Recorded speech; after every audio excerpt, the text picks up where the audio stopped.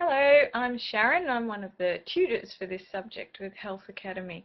Today we're going to be cementing some of the information that you've read about on paper for this subject and looking at it from a more practical point of view.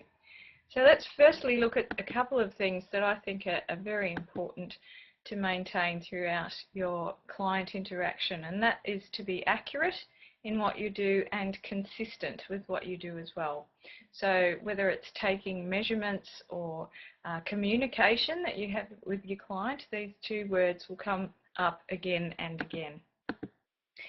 We're firstly going to talk about case history taking, taking measurements and listening and understanding the client. Now this is one of the things that I think is probably the most important. If you don't listen to what your client is telling you and understand where they're at in terms of their weight loss goals and how they're going to get there and the support that they have, then you're not going to get very far with each one. So firstly, let's look at medication in your case history taking, because this one is particularly important. About 5% of all pharmaceuticals that people take are stored in fat in the body. So once we mobilise fat stores in a weight loss plan, we're actually mobilising medication as well, and your body has to deal with detoxifying it and metabolising it all over again. So dosage can change for people's medication when they're doing weight loss plans. And you need to be mindful that contact with their medical practitioner is particularly important in these situations. If you feel that the number of medication things that they're taking is too much for you to handle, then please refer on to a dietitian or someone who is more able to deal with complex cases like that. So with your case history taking, at a minimum you should be looking at if they have a history of high blood pressure, if they have a history of injuries, might affect what you advise, and if they can do any kind of exercise or whatever. If they have known food intolerances and allergies, this will affect what you advise in terms of food choices. If they have type 1 or type 2 diabetes, type 1 particularly, you should refer to a diabetes educator or a dietitian who are more able to deal with specifics like this. What's their occupation? Do they have a sedentary kind of job that they sit around and don't do much exercise all day, or are they, active throughout the day? Who are in their family? Well, who are their family members? Who's around them to support them through this journey that they're on?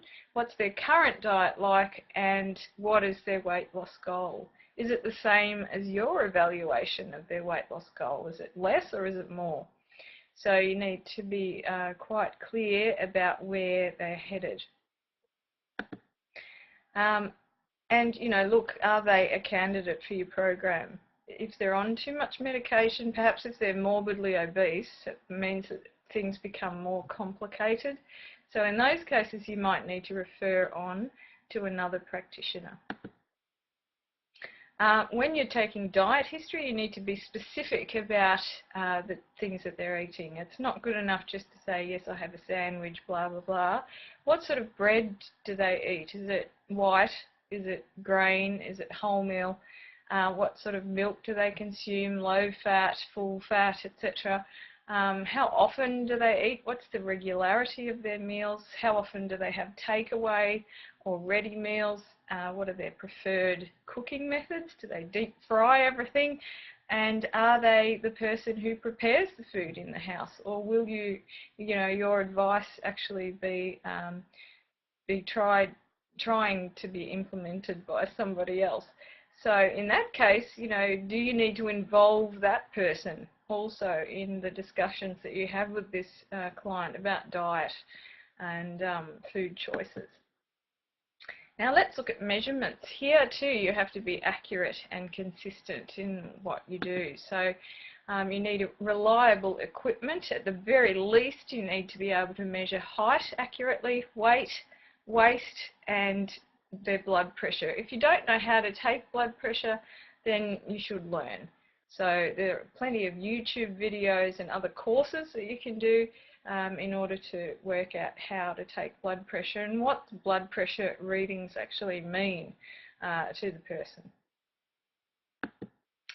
So equipment to measure height, as I mentioned, is important. Good equipment that's reliable to measure weight is important as well. And the conditions need to be similar. So, you know, do you weigh them every day, first thing in the morning, you know, when they've dropped the kids at school, come to you, measure then, you know, and they've had a similar kind of breakfast every time. That's always good. See if you can replicate the same conditions every time that they come and be measured.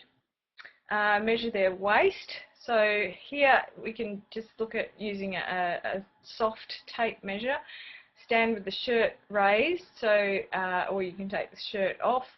The abdomen needs to be relaxed, and we actually measure on exhalation, on the out breath. So they're quite relaxed, and they're probably, you know, they're not holding in, trying to make themselves feel thinner.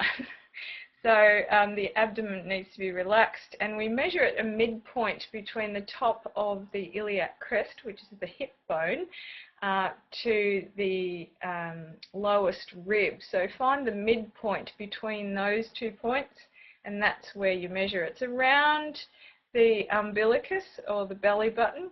It's around there, but in different people it does vary a little bit, so you need to every time make sure you measure bottom of the rib, top of the iliac crest, and then in between that line every time.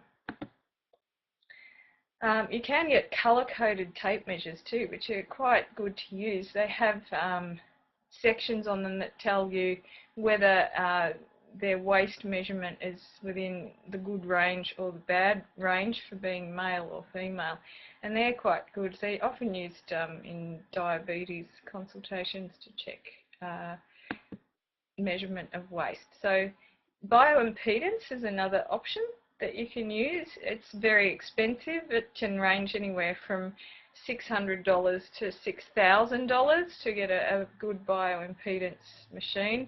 Anything that you get from, you know, Kmart or Myer or anywhere like that, that's just basically one of those ones you stand on, that's not really good enough for a bioimpedance test to be accurate.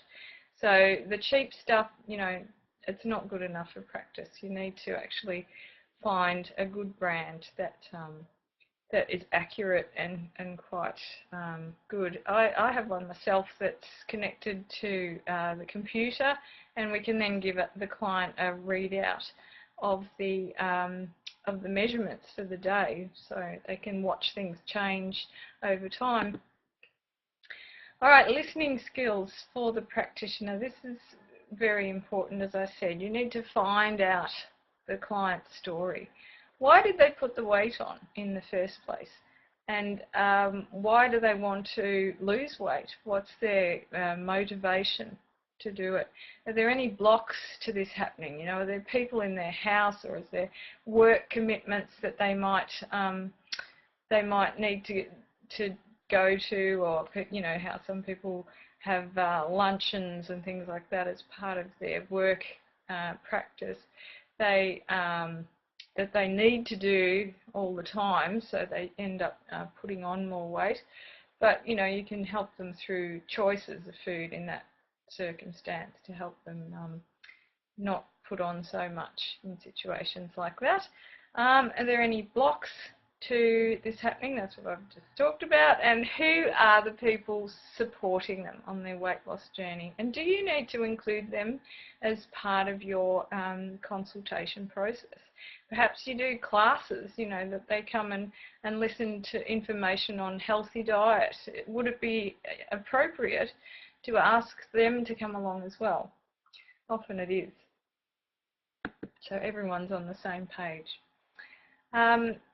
Emotional motivators are also very important to pinpoint, I think. And an emotional motivator can help somebody when they're feeling particularly stuck about where they're headed, it sort of brings things back into perspective of where they're going and why. So an emotional motivator might be, you know, I want to be well and healthy for my children, so I see them grow up and, you know, achieve what they want to. So if that's their emotional motivator for the particular person, perhaps you just need to bring that back into the conversation sometimes when they're feeling quite stuck and don't know where to go. So also let's look at structure of the programs. How are you going to structure what you do? Will it be group work? Will it be individual consultations one-on-one? Or will it be a mixture? Like sometimes we do individual consultations for the measurements and that part of the story and discussion of how they're going, etc. But when we've got a lot of people that are coming for weight loss, we often do group work, that we have classes on cooking, classes on, you know, how to eat healthily, how much water you need to drink, why that's important, and a bit of background about the why will often be a good thing. And you need to be flexible. Some people hate doing group work. They'd rather just talk to you one-on-one, and other people feel more comfortable if they have support around them of people who are in a similar situation. So here listening skills become very important, and you need to be aware of each individual's needs. Group activities are fun to do too. So the classes, as I've just talked about, you can do supermarket tours of good things to eat and things to avoid. But you need usually to check with the supermarket that you can do big groups, especially if you're bringing them through. Exercise, you know, theory about why it's important, and practical stuff that you might do. We have a personal trainer that works with us and can do group classes at a reduced rate for people that we refer. So that's always a good thing. Restaurant outings are another fun one, and that is, you know, helping people choose off a menu so that they can still go out and eat out with their friends and colleagues, but not overdo it and still remain within the parameters of the diet that you've given them. Guest speakers are also a good thing to do. Guest speakers, you know, you can bring people in from different areas to help understand why they've put on the weight in the first place. Sometimes we've had counsellors come in and do group sessions to talk. So that's always good too. And finally, let's look at maintaining commitment and how your clients can do that. So activities and groups are always a good idea, but as I said before, you need to make sure that it's okay with each individual to do it that way. Using tools to track their progress, so they've got that with them all the time and they can go home and show everyone just how wonderfully they're doing.